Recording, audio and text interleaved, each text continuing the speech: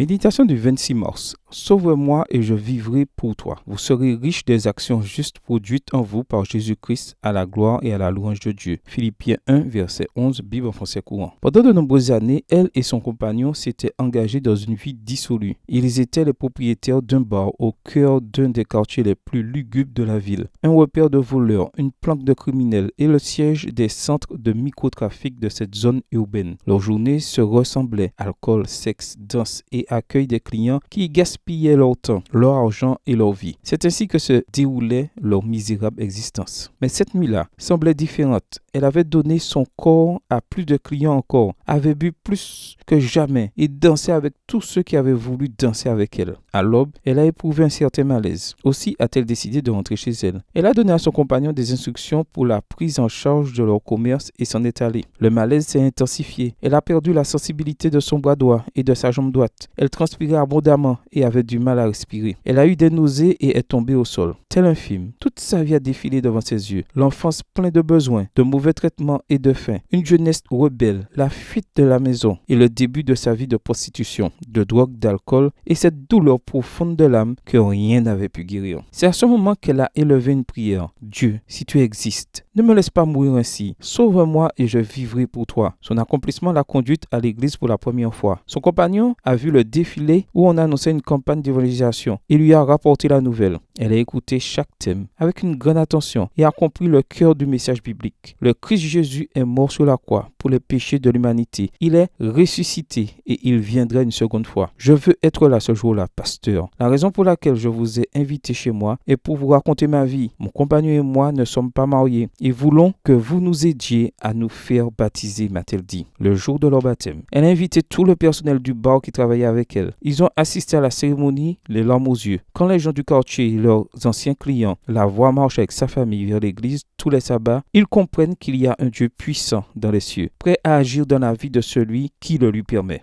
Dieu te dit aujourd'hui, as-tu besoin d'une chance pour changer ta vie? Accepte-moi et tu seras surpris des résultats. Bonne journée à toi et que le Seigneur te bénisse.